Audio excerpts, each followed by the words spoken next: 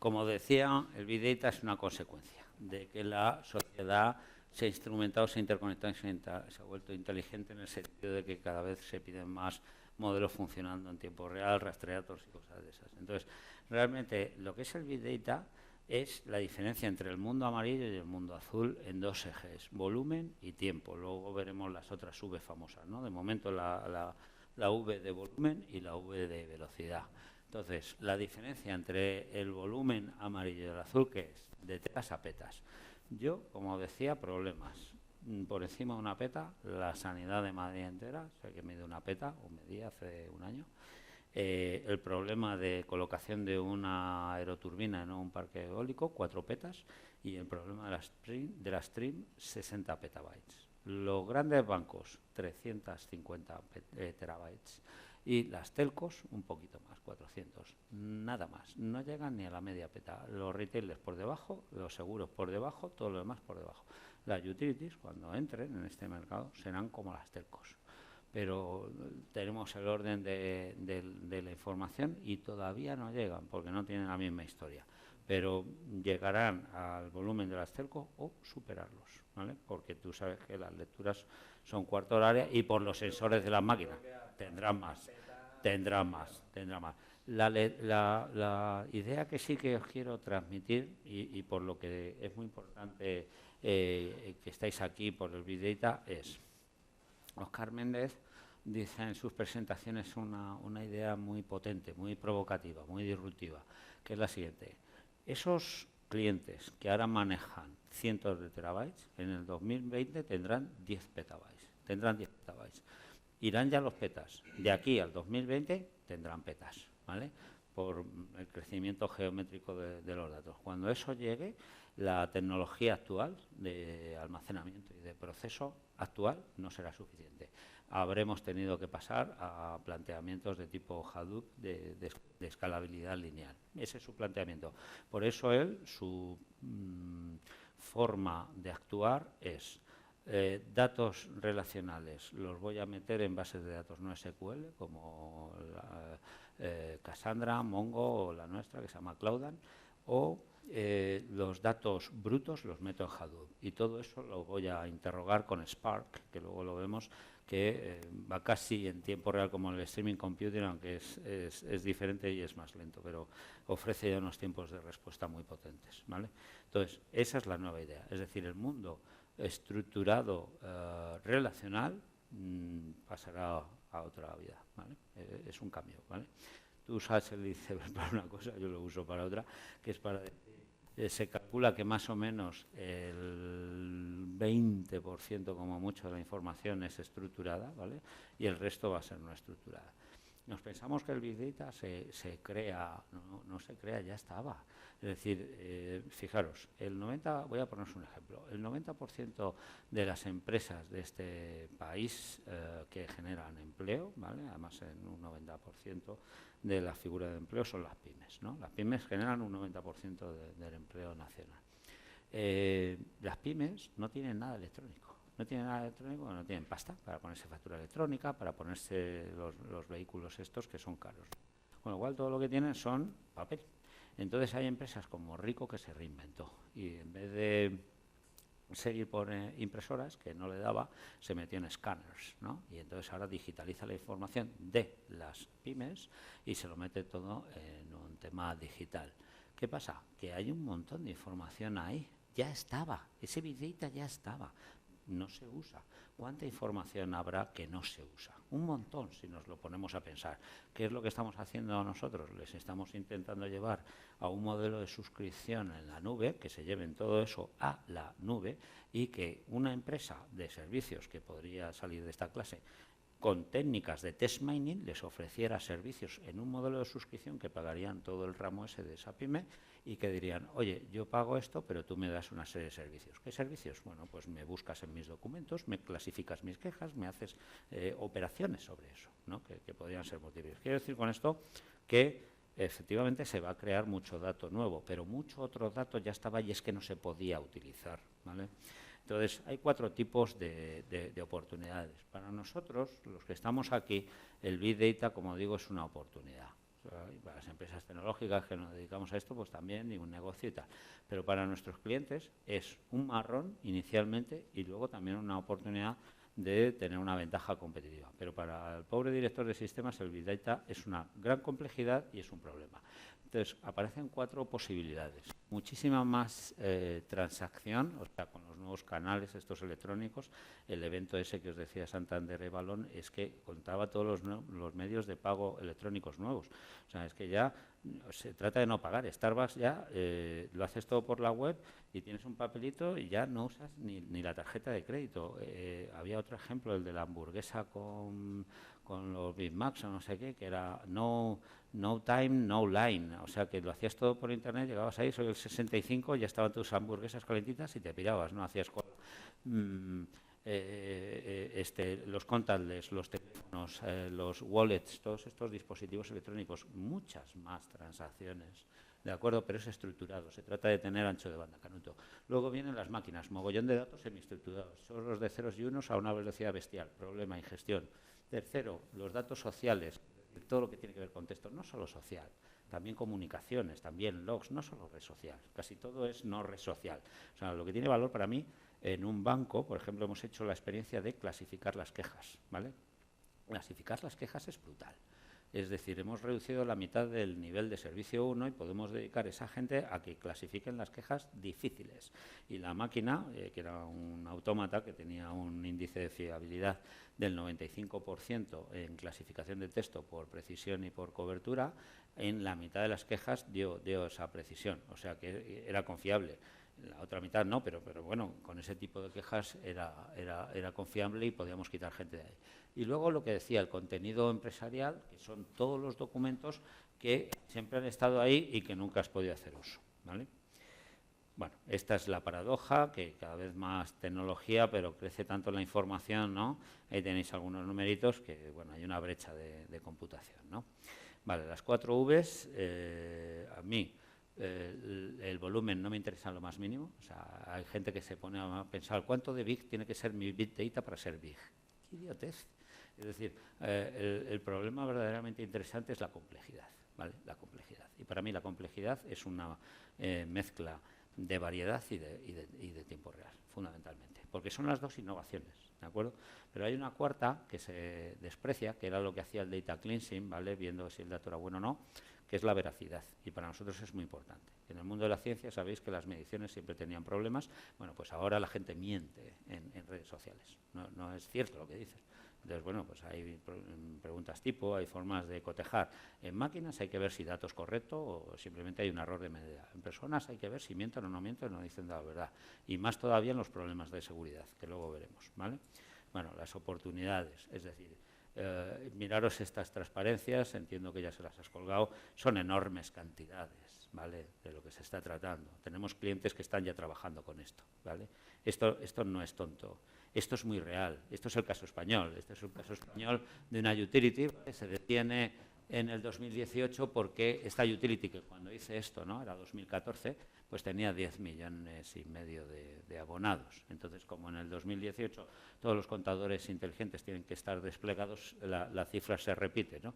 Y lo que te está diciendo es cómo se estaban desplegando en esta compañía los contadores inteligentes. Que haya contadores inteligentes significa, como bien sabe vuestro compañero que trabaja en esto, pues que pasamos a esta industria realmente ha experimentado una transformación industrial severa, ¿no? Es decir, antes teníamos lecturas cada 2 meses, nos llegaba una lectura, y ahora resulta que una cosa llamada contador inteligente produce lecturas cada cuarto de hora, agregables. ¿Qué supone esto? Bueno, supone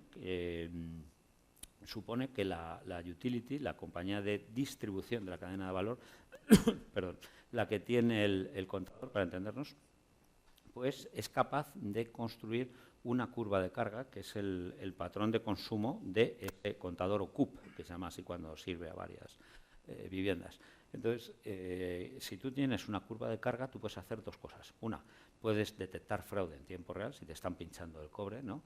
O 2, puedes personalizar, que esta es la parte más interesante. Entonces, hay modelos, googlea, time of use, ¿no?, que lo que hacemos es ver cómo se está gastando los kilovatios hora por cada hora, por cada tipo de hogar, por sociodemográficos. Entonces, bueno, pues configuras una determinada tarifa. En realidad, las utilities son máquinas de hacer dinero. De hecho, los dueños de ellas son los bancos, ¿no? Y como los bancos, pues hacen negocios de la misma manera, como se hacen en todos los negocios, es decir, compras barato y vendes caro. Lo que compran barato es las energías base, ¿no? La térmica y la nuclear, y intentan ver las puntas para meter ahí la tarifa, ¿vale? Y ahí es donde sacan la pasta. Eso es time of use, ¿vale? Bueno, en retail es también muchísimas lecturas, el problema de la tienda sensual. El retail además tiene fenómenos muy interesantes como en consumo, el compañero que me preguntaba antes de consumo. El consumo tiene un efecto, las redes sociales muy interesantes y todas las comunicaciones, que es el crowdsourcing, ¿no?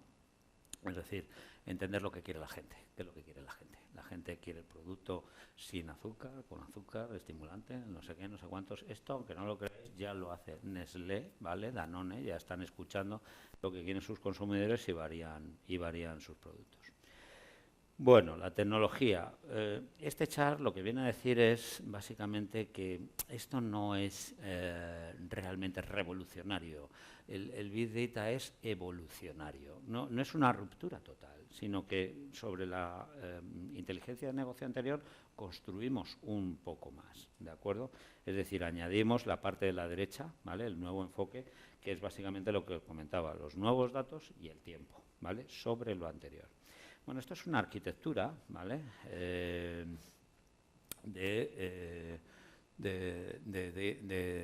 Big Data, ¿no? Entonces, como veis, está un poco sintetizada, pero lo que me interesa es las nuevas fuentes de datos. Realmente, las fuentes de datos hoy en día, ahora mismo, yo las sintetizaría en 3 categorías. Primero, todas las fuentes de datos que tiene mi compañía, internas, ¿vale? Antes eran las internas y las que puedo comprar. Se compraban listas externas para enriquecer datos. Se compraban datos a Claritas, a Dun & Bradstreet, a Soho, Shover, a el INE, las suplementaba, ¿no? Porque los datos eran incompletos, ¿no?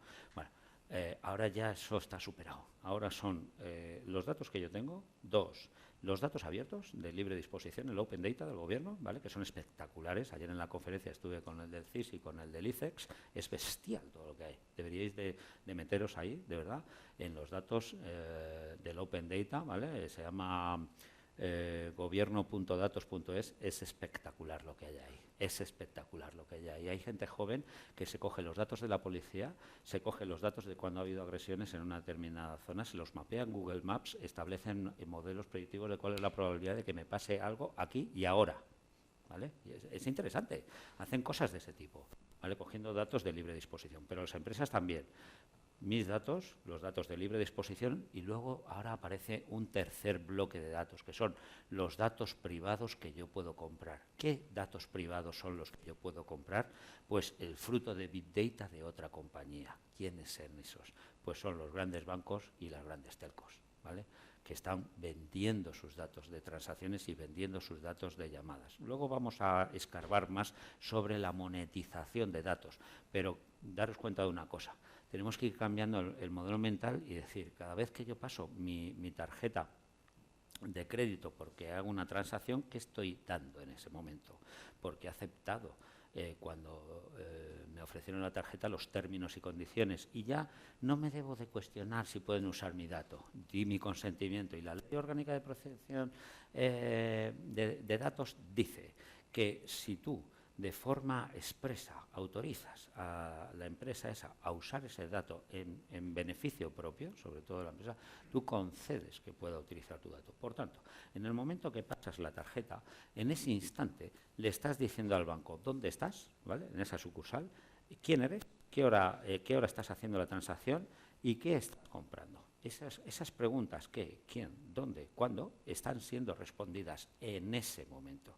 Ahora, si tú eres una telco, cuando vas con este sensor GPS que está transmitiendo cada minuto tu longitud y tu latitud, la telco está haciendo de ti pisadas, pisadas, pisadas, pisadas, pisadas, pisadas. estás siendo rastreado, ¿vale? Y lo has querido hacer. Y, de hecho, este móvil, por ejemplo, es un Nexus 5, que es de Google, y entonces si yo lo hago así, me dirá el muy tonto cuánto tiempo para llegar a mi casa. No creo que se atreva, pero en Madrid sí me lo dice. Dice, dada la hora que es, dado que es viernes, te vas a ir a casa, no sé qué, lo siento, no voy mucho de marcha. Entonces, me dice, y vas a tardar no sé cuántos minutos, y me dice el camino más óptimo, ¿no?, de retorno. Se supone que estoy dando clase en Madrid.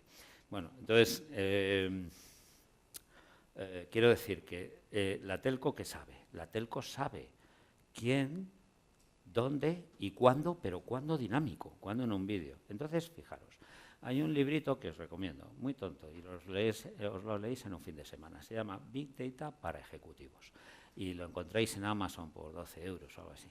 Son 140 páginas, es muy chiquitillo. Y lo ha escrito Genís Solà, un catalán que tiene una consultora que se llama Roca Salvatella. Bueno, en ese librito cuentan múltiples aplicaciones y experiencias del Big Data en España. Una de ellas es la del BBVA con Telefónica en el puerto de Barcelona. ¿Qué ocurre?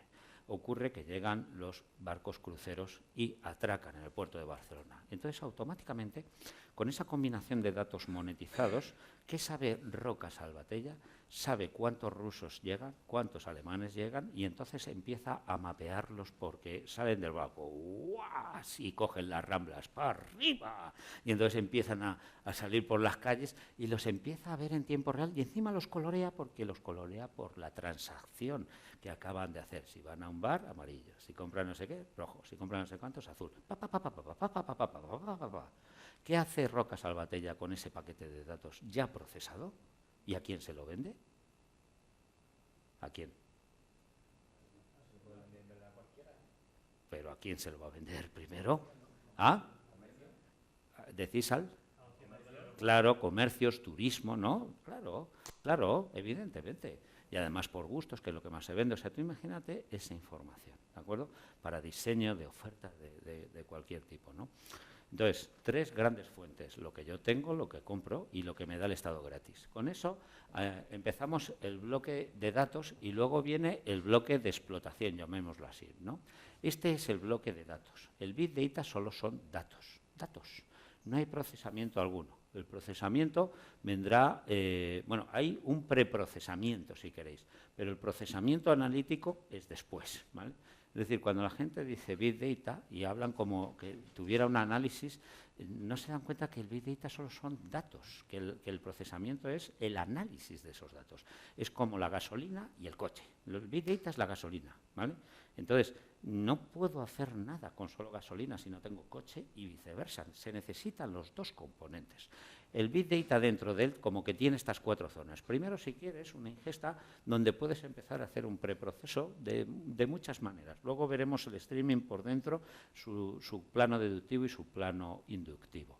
Luego tenemos una analítica en tiempo real que puede estar pues, estructurando datos de imagen o haciendo modelos o lo que sea, ¿no? Y esta analítica en tiempo real puede almacenar o no almacenar. De hecho, cuando hacemos planteamientos en tiempo real, solamente almacenamos un 3% de la información, como mucho. La mayoría la tiramos, Entonces, si detectamos en tiempo real que un cliente está cabreado, punk, ping, en este área de aquí, que es el Data Warehouse de toda la vida, ¿vale?, que es donde están ahora los appliances y la nueva tecnología, ¿no?, supersónica, pues en la tabla de clientes le pondremos un flag de que ha cambiado de estado en ese momento, ¿vale? Esa es la contribución. El resto de las cosas es como un modelo que hace basura, pero si hace ese es el que guardamos aquí, lo demás fuera. Entonces va pasando y se puede ir actuando directamente. Aparece este silo de aquí, ¿vale?, que tiene su propio bote y puede ir comunicando a la memoria, que sigue siendo contenida en un almacén estructurado relacional, y aparece la zona de aterrizaje y archivado. Este es el mundo Hadoop, ¿vale? Este es el mundo Hadoop, donde no te cabe lo no estructurado, no cabe ahí, y entonces lo tenemos que almacenar aquí, y aquí hay un preprocesado, como por ejemplo los algoritmos de text mining o todos los preprocesos que tengamos que hacer a texto para que texto sea comprensible en una variable que pueda utilizar en un modelo de data mining, porque el data mining no lo puedo hacer sobre las propias letras, digámoslo así. Necesito primero un preproceso, ¿vale?, que es entender las letras, para que me entendáis. en una queja, ¿no? Tenemos que perforar una queja con una batería de reglas, que es sencillo. Si dice A y B y C, está cabreado, output cabreado. Entonces, el output irá a la appliance. Ese flag va a cambiar. Entonces, mi modelo va a utilizar esa variable. Pero esa variable tiene un dominio de valores, ¿no? Cabreado, medio cabreado, nada cabreado, feliz, súper feliz. Vale. Pero hay millones de palabras para componer 5 estados, 10 estados, 50 estados, pero es algo limitado. ¿Ok? O sea que son realmente 3 almacenes operando de forma integrada y luego abajo del todo pues tenemos la parte de gobernanza, pero esa falta de ortografía, el inglés ahí nos ha fallado, ¿no? La gobernanza como tal es un proceso que incluye un montón de cosas y que hace posible el famoso lago de datos, ¿vale? En IBM lo llamamos Data Reservoir para diferenciarnos y el embalse porque tiene grifos, ¿no? que son los reguladores. La gobernanza es todo lo que tiene que ver con seguridad, todo lo que tiene que ver con catálogo, con metadata, con buenos usos, con best practices. Entonces, si tú eso no lo tienes controlado, toda esa complejidad va a hacer que se ensucie enseguida y que sea absolutamente inmanejable, ¿vale? Entonces, el tema de gobernanza es ahora súper importante. Bueno, como veis, se necesitan muchísimas capacidades, ¿vale? Cuando uno se plantea qué tiene que saber un data scientist, joder, pues todo eso, ¿no? Dice, pero todo, pues sí, en realidad sí. Es decir, tiene que ser capaz de utilizar las distintas capas, ¿vale?, de una arquitectura de Big Data. Una arquitectura de Big Data, yo siempre tiendo a simplificar las cosas, entre otras cosas porque soy viejo. La arquitectura de Big Data debe tener 3 capas, ¿vale? Una capa de almacenamiento, una capa de preprocesamiento o procesamiento y una capa de visualización, igual que siempre, ¿vale? Lo que pasa es que la capa de almacenamiento, pues ahora veremos que es en Hadoop, con otra forma, con HDFS, que no deja de ser un sistema de ficheros distribuido y tal, en vez de una base de datos relacional, pero es una capa de almacenamiento. La capa de preprocesamiento que tendrá su propio tooling o tendrá sus propios lenguajes, ¿no? El Pig y el Python y el R y todas estas historias, tendrán unos lenguajes y unas herramientas que nos van a transformar datos, ¿vale?, a estructurar datos y a sacar consecuencias de ellos. Y por último, una visualización para poder ver toda esa maraña de datos. Si os metéis en YouTube, ¿vale?, y ponéis ahí la visualización del BBVA Big Data, ponéis BBVA Big Data Semana Santa, ¿vale? Entonces sale una visualización de toda España, de una Semana Santa, donde se ve cómo gastaba la gente antes de los días jueves, viernes santo, que cae dramáticamente esos consumos, y luego, curiosamente, la gente vuelve a comer, a llenar la nevera el sábado, ¿no? Y se ve perfectamente, ¿no? O sea, y toda esa maraña enorme se entiende, digamos, ¿no? Otros han hecho cosas mucho más puñeteras, ¿no? Yo es que no soy de fútbol, pero un partido, ¿no?, que el Atleti, ¿no?, machacó al Real Madrid. Lo machacó, fue hace poco, es que no me acuerdo, no soy seguidor. Entonces, entonces se hace la visualización de cuántos ven el partido, ¿no? Y se les colorea de blanco si son del Real Madrid, rojo si son del Atleti y naranjas si son del Barça. Entonces, empieza el partido, ¿no? Expectativas enormes, todo blanco, blanco, blanco, blanco. A medida que el Atleti está machacando al Real Madrid, empieza a hacerse rojo, rojo, rojo, rojo, rojo. Pero es que lo peor es que en Barcelona empieza a ser naranja, naranja, naranja, naranja, ¿no? Muy curioso. Bueno, entonces, aquí fundamentalmente las capacidades que tiene que saber una persona dependerá de su nivel de responsabilidad, ¿vale? La responsabilidad es la más alta en nuestra nueva profesión, es el Chief Data Officer, que es el que tiene el director de datos o de conocimiento, que depende a priori del CEO. Hay toda una historia, ¿no? Si depende del CEO, del CTO de tecnología, de los de negocio, la mejor combinación es que dependa del consejero delegado. Para que sea independiente, no esté sujeto a la tecnología, piense en el negocio, pero no esté sujeto solo a un palo, ¿no?, porque lo suelen poner colgando del de marketing o del de finanzas, entonces que sea independiente. Bueno, pues el Chief Data Officer es el jefe de todos estos, ¿vale? Y su misión es garantizar los datos, que no le roben los datos y que los datos se utilicen y que deben gobernar toda la inteligencia. Por debajo de este, pues tendremos el famoso Big Data Architect, ¿vale?, que es el que configura toda una solución. Cuando se habla de un arquitecto en nuestro mundo, no es un arquitecto a nivel, tecnológico, ni siquiera de modelo de datos, sino es que contempla toda la iteración, el análisis, el diseño, la construcción, la integración, las pruebas y la implantación. El arquitecto es el segundo, es el que es el manager de toda esta historia. Entonces, tiene que controlar todos los modelos que gobiernan los modelos de datos, todos los modelos analíticos que perforan los datos, la salida del output y cómo conectarlos e integrarlos con todas las aplicaciones y además documentarlos. O sea, ahí es nada.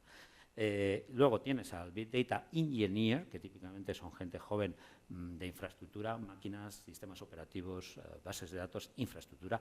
Y luego tienes al Data Scientist, que es el tipo del data mining, el tipo de los modelos, el tipo que le da a la batidora y saca jugo, ¿no? Entonces, esa persona tiene que lidiar con temas sobre todo analíticos, digamos, ¿no?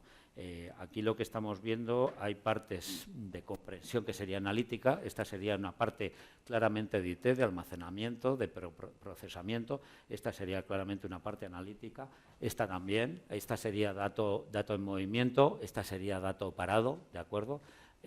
Contextual sería dato texto y el de gobernanza, que puede ser en sí mismo una capacidad en sí mismo. La arquitectura nuestra, y creo que en temas muy generales es así, es decir, abajo tienes todas las aplicaciones que decíamos de ETL, de gobernanza, de seguridad, de protocolos, de metadata, ¿no? De gobierno, ¿no? ¿Vale? Luego tenemos el Hadoop, ¿vale? Que nos va a permitir un almacenamiento y luego un framework para desarrollo de aplicaciones autónomas, ¿vale? Hay de mil tipos, ¿vale? Típicamente serán aplicaciones que tengan un propósito de una búsqueda, de una recomendación, modelos, en fin, luego lo vemos. Este es el tiempo real, este es el Data Warehouse estándar, ¿vale? Con queries y tal, lo normal, lo de toda la vida. La federación, que va a federar, combinar datos estructurados y no estructurados y nos va a hacer un buscador sobre eso, ¿vale? Y a partir de ahí, bueno, pues sería ya la plataforma, ¿no? El poder desarrollar aplicaciones y arriba del todo las aplicaciones analíticas de toda la vida, el OLAP, el data mining, etcétera, ¿vale? Algunas cositas. El descubrimiento y navegación de datos federados, ¿vale? Pues esto es un software muy potente, ¿vale? Que lo que hace es que nos mezcla todo este tipo de datos. Cuando un cliente no sabe qué hacer con el Big Data, le decimos que empiece haciendo lo que llamamos un sandbox, una cajita con arena y con su palita, ¿no? Que mueva sus datitos, que juegue con ellos y que saque consecuencias, que aprenda de sus datos. Entonces, esto arquitectónicamente es un bote de datos XML. Cada vez que le tiras una query, combina todos estos datos que están federados y van al XML el output de tal query. Y el siguiente que haga una pregunta similar podrá beneficiarse. Viene a ser como un buscador que nos permite jugar sobre todos los datos nuevos y anteriores que había. El tema de Hadoop, estás poniendo un PDF, claro, no se ve la animación. Bueno, da igual. Hadoop, como digo, ¿no? es básicamente una capa de almacenamiento y una capa de búsqueda y una capa de visualización. La capa de almacenamiento. ¿Por qué triunfa la capa de almacenamiento proyecto Apache? Joder, cuando tienes algo tan grande como la Internet y quieres hacer una búsqueda en Google, ¿no? Pues no te vale hacer una query estándar relacional, nunca volvería. Entonces lo que hicieron fue coger la información y distribuirla en un clúster, ¿vale? El clúster es un conjunto de nodos. Nodos es un servidor en una entidad corporativa. En el mundo de Internet, cada PC conectado a Internet es un nodo. Es decir, son baratos, tecnología Wintel, un procesador Intel manejados con Windows o Linux, Intel, anyway, barato. Lo importante es que la configuración del clúster, ¿vale?, forma triadas, la información está triplicada. Hadoop triplica, funciona en redundancia de 3, entonces siempre tenemos que poner múltiplos de 3, 3, 6, 9, crecemos así.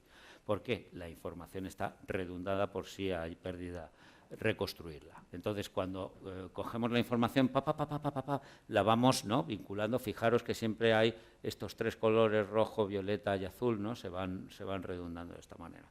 Entonces, cuando tienes la información distribuida, la promesa lineal de Hadoop es que en la medida en que pongas nodos, ¿vale?, la capacidad aumentará linealmente. ¿vale? En términos de memoria y de proceso por su alta distribución, por su alta granularidad de la arquitectura, ¿no?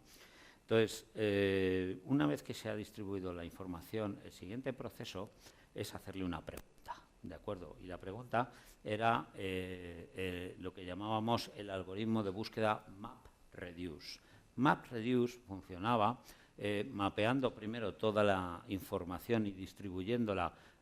Tenemos un montón de información y vamos poniendo trocitos en cada nodo. Tiki, tiki, tiki, tiki, tiki, tiki, lo vamos repartiendo, ¿no? Lo siguiente es la combinación, es decir, tú haces una pregunta a Google con 3 palabras, ¿no? Y el sistema lo que hace es contar todas las nodos que tienen esas 3 palabras. Entonces le devuelve todo esto, es decir, como que todas las unidades que tienen esas 3 palabras y devuelve, digamos, un gran máximo de común de esas palabras. Entonces eso sería infernal, sería mogollón de información. Yo solamente quiero la que tenga esas 3 palabras, lo máximo informado, y me lo ordenas por ese orden jerárquico. Y eso era el reduce, es decir, aplastar toda esa información a cuáles nodos o ordenadores tienen el máximo de información que responde a la pregunta que me hizo. Y esa query te vuelve en fracciones de segundo, te vuelve en muy poco tiempo, ¿vale? O te vuelve, sí, en fracciones de segundo. El problema es que MapReduce, esta aplicación, que era un código, ¿vale?, utilizaba el disco. Cada vez que hacías esa operación de conteo de palabras, porque lo haces, es un estúpido conteo de palabras. Cada vez que tú haces Google palabras, lo único que hace es contar cuántas veces aparece la palabra en cada uno de esos nodos. Básicamente hace eso, no hace otra cosa, ¿vale? Es estúpido. Pero a la hora de hacer eso hay un input-output a disco. Hay operaciones de I/O ahí. Y eso le hizo lento. Entonces llegó Spark. Y Spark es lo mismo, lo único que no utiliza el disco, utiliza memoria. Entonces las ganancias son 3x. Y por eso es el algoritmo de búsqueda que es ahora el triunfal y en el que más invierte IBM, por ejemplo, ¿no? Entonces, cuando dicen eso de Hadoop ha muerto, es mentira. Ha muerto MapReduce, el algoritmo de búsqueda, porque se ha quedado obsoleto. Pero el HDFS, que es el almacenamiento, y que, insisto, HDFS significa Hadoop File System, y que para alojar datos no estructurados, imágenes, vídeos, lo que tienes es un file system, un sistema de ficheros, como vuestro sistema de directorios. Igual, y le metes ahí ficheritos, vídeos, audios, lo que te dé la gana. Eso es como funciona. Entonces, eso va a persistir. Eso y la topología de crecimiento lineal de nodos baratos, ¿vale? Sí. Directamente Spark trabaja con memoria, es decir, no accede para nada al disco. En principio funciona en memoria. ¿Por qué me dices esto? No, es decir, a la hora de cargar archivos y tal, que pensaba que a lo mejor hacía la primera lectura, la hacía a lo mejor en disco y luego a lo mejor pasa a trabajar con memoria. ¿No? Bueno, a ver, evidentemente tenemos que hacer una lectura inicial. Me refiero a las operaciones de búsqueda, cuando tienes que ir contando quién tiene las palabras. En todas esas operaciones intermedias, MapReduce bajaba disco, subía, bajaba, subía, contaba. Es decir, llevaba los contadores y los bajaba al disco, volvía a sacar el intermedio y volvía a seguir contando. El otro no, todas esas operaciones intermedias las tiene en la memoria, pero la primera lectura, pues evidentemente la tiene que sacar de algún lado, ¿no? Si no, nadie sale con la memoria precargada, aunque mi padre decía que los bebés algo recuerdan de antes y que no se explicaba, ¿no? Pero eso sería muy complejo de elaborar. Sí. En el sistema Hadoop, entonces tú no sabes dónde está la información nunca, ¿no? Está ahí, en el cluster.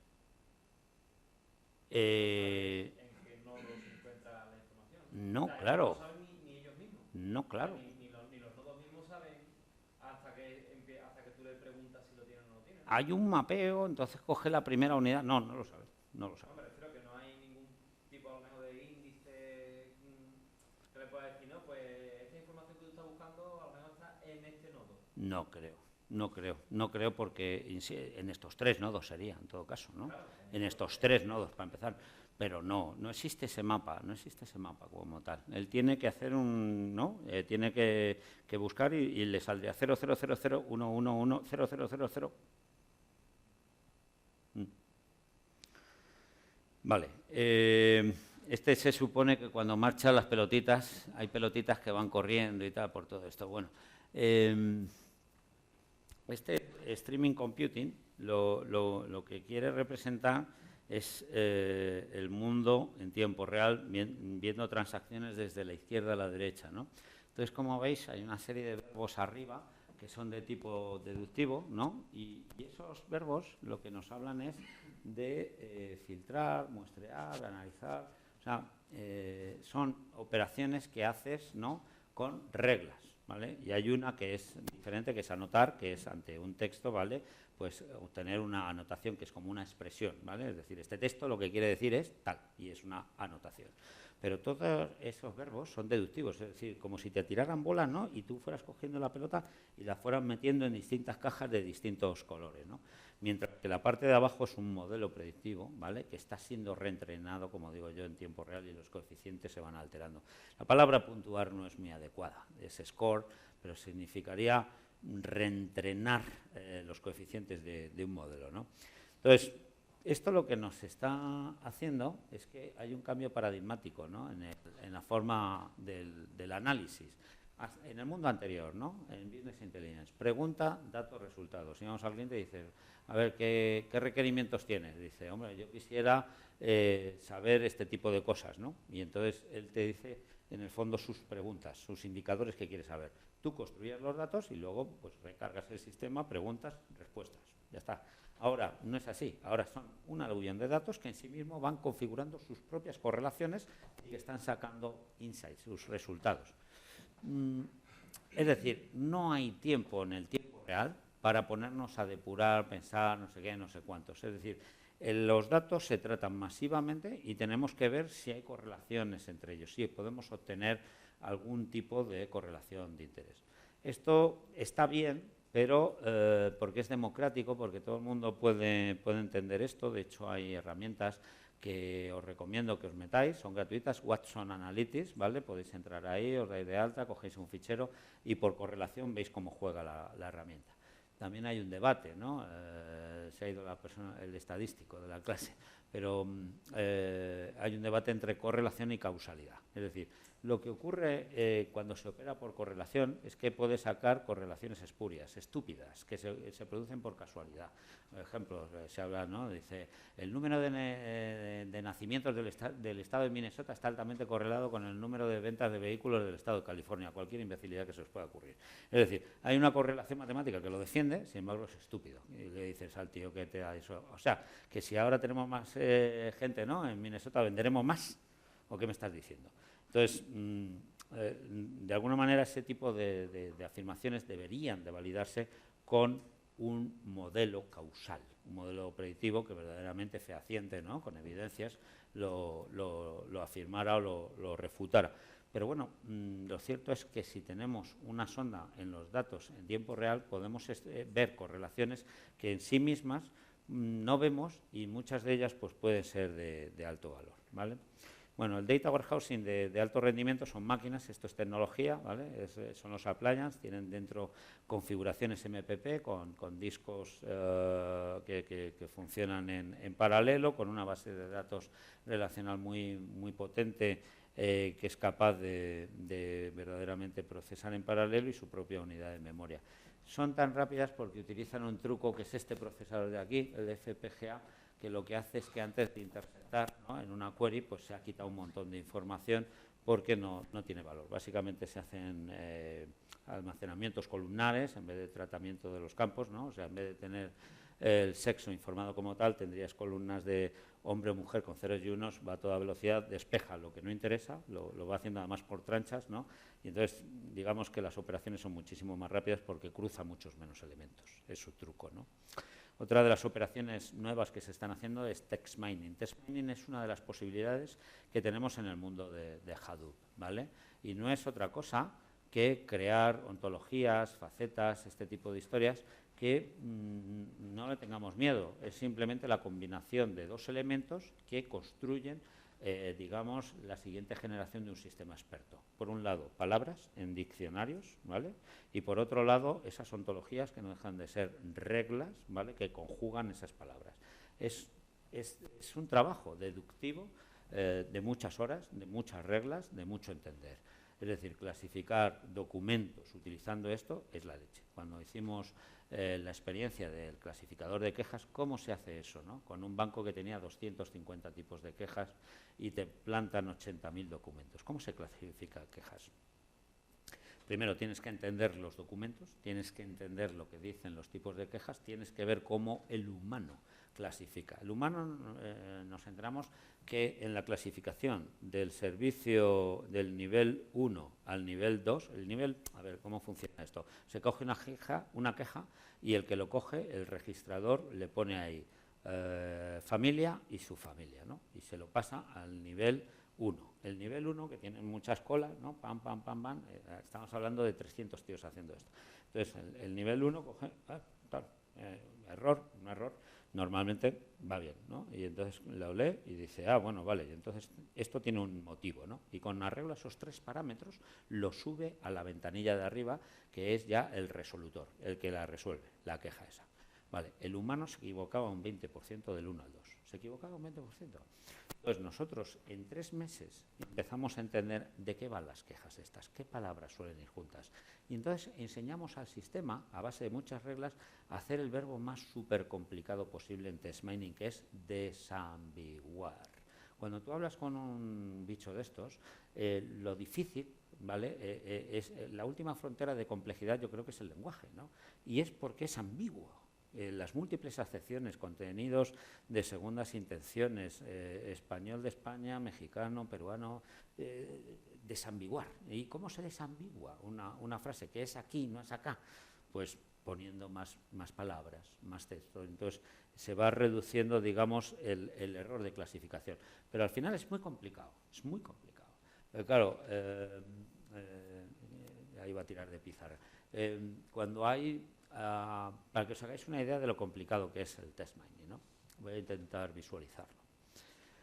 Un modelo de variable cualitativa 0,1 es lo habitual en el mundo de los modelos predictivos. Por ejemplo, va a fallar la máquina 0 o 1, va a comprar el cliente 0 o 1, esta operación es fraudulenta 0 o 1, lo hemos hablado y sale una probabilidad. Vale. Entonces, la realidad es que el cliente abandonó o no abandonó, ¿vale? Porque se quedó o se fue. Y luego el modelo predice que se va o se queda. Y entonces nos sale una combinación de 0, 0, ¿no? Correcto. La realidad es 1, el modelo dijo 1, correcto. Aciertan esos dos. Pero cuando el modelo predice que el cliente no se va a ir y se va, ocurre un error que llamamos de tipo 1. Y cuando el modelo predice que el cliente se va a ir y realmente no se iba, ¿vale? Tenemos un error de tipo 2, ¿de acuerdo? Uno es peor que el otro, ya lo sabéis. Cuando tenemos una alarma de incendios y la alarma suena, no suena y se quema la tienda, es un error de tipo 1. Cuando la alarma suena y no hay incendio, pagamos multa y es un error de tipo 2. El error de tipo 1 es mucho peor que el de tipo 2. Los dos errores suman el total del error, de tal manera que si reduzco uno, aumenta el otro. Lo que hacemos, los data miners, es pegarle capones al algoritmo cuando lo hace mal y más capones todavía cuando lo hace peor. Y le damos premios, golosinas, cuando lo hace bien. Eso es lo que hacemos. Se llama matriz de pagos. La primera es matriz de errores, la segunda matriz de pagos. Y lo castigamos con el impacto que nos supone a nosotros, ¿vale? Es una matriz de 2×2. Fácil. Ahora, el problema del texto en ese banco, que tenía 250 cajas, clasificaciones, queja de tipo 1 a queja de tipo 250, es una matriz 250 por 250, ¿vale? Entonces, solo aciertas en la diagonal principal. Todo lo demás me han metido una queja en mi bote que no es mía, o he metido yo quejas de la mía en los botes de los demás. A un indicador se le llama precisión y al otro se llama cobertura. Entonces, intentar que no te metan basura o tú no meterla a los demás es precisamente a base de reglas y ontologías y palabras. Quiero decir que es un trabajo pesado, lento, horas, no es científico, es deductivo. Hay que trabajar, entender las palabras, entender el problema. Pero si eres bueno en esto, le das unas cosas a la empresa tan potentes como sentimientos, preferencias, autómatas de tratamiento de texto, en fin, ¿vale? Bueno.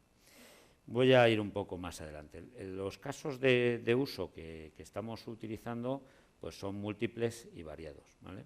Oye, son las 7:10, yo no sé cuánto voy a tardar, el tren sale a las 7:45, ¿eh? Voy un poquito ahí, voy un poco justo, ¿no? ¿Sí? Sí, bueno. Lo voy a dejar aquí con una última panorámica. Estas son las 5 grandes categorías de uso. Quedaros con una idea. Bueno, exploración lo hemos visto, era el bote de federar los datos estructurados y no estructurados, y el aumento del data warehouse es ¿qué hago yo cuando tengo una inversión gigantesca con los datos no estructurados? ¿Tiro mi anterior inversión? No, añade nuevos datos no estructurados. Pero los centrales son el de los clientes, la seguridad y la inteligencia operacional. Responden a 3 preguntas. ¿Cómo puedo ganar dinero? ¿Vale? Y ahora estamos haciendo experiencias de marketing contextual vinculando datos de geoposicionamiento, de sentimiento del cliente y tal, y les estamos haciendo llegar mensajes, ofertas personalizadas, utilizando toda esta maquinaria y los datos monetizados que os comenté. En los temas de, y entonces, bueno, pues estáis viendo aquí experiencias, ¿no? El nuevo call center con emails actualizados en tiempo real, sentimientos. Estamos viendo ya tratamientos de análisis de transacciones y viendo redes de influencia, amigos, se están captando clientes en banca porque analizamos las transferencias A a B y le decimos a A que se traiga a su amigo B y le mejoramos las condiciones. Se caza fraude con esto. En el cliente estamos haciendo marketing emocional, estudiando las redes sociales de nuestro cliente con enriquecer 60.000 perfiles. Un banco pagó todo el proyecto, tenía millones de clientes, pero con solo enriquecer 60.000 ya pagaba el Luego lo que hacía con esto no era promociones específicas, sino tratamientos, ¿no? Les daba a los golfers fanáticos, los suscribía a una cosa de golf, es decir, los mimaba a sus grandes clientes, ¿no? Esto es el geofencing, es decir, si te acercas al perímetro de un cliente, bueno, pues te van a caer ofertas, no porque seas tú, sino porque es un dato más y digamos que esa nube en tiempo real se va configurando y si entran muchos azules, ¿no?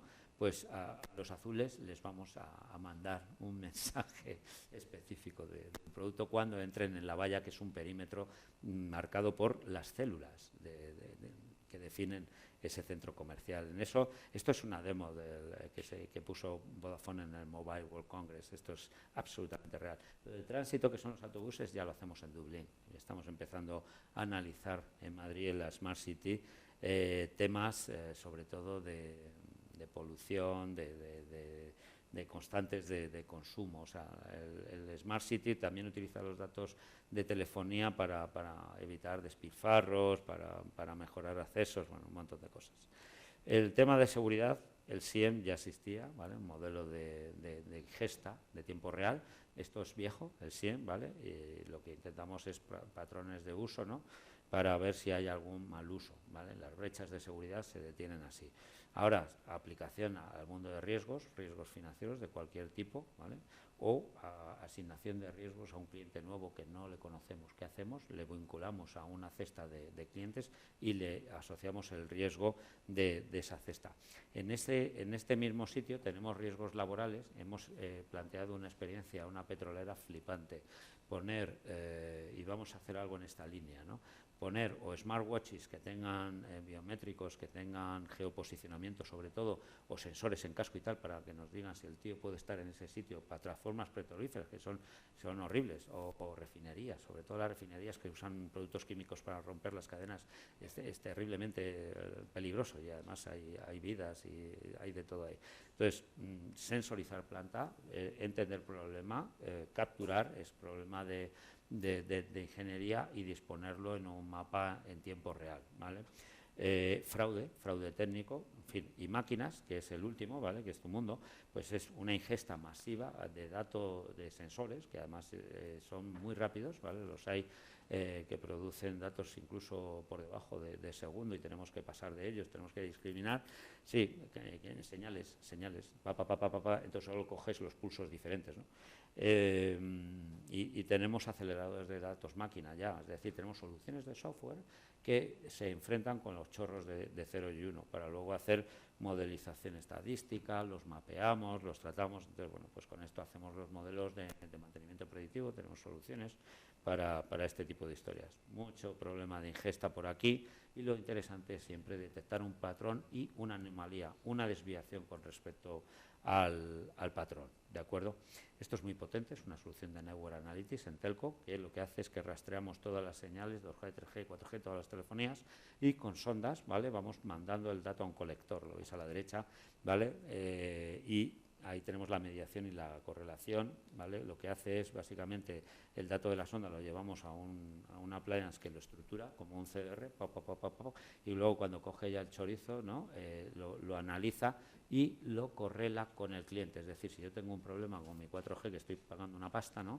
Pues automáticamente la experiencia del cliente Wolfram Rozas, ¿no? Y por ende su churn, su tasa de abandono o su capacidad de promoción a otras personas, pues se degrada, ¿no? Esto ya lo estamos ya está implantado en una gran telco nacional.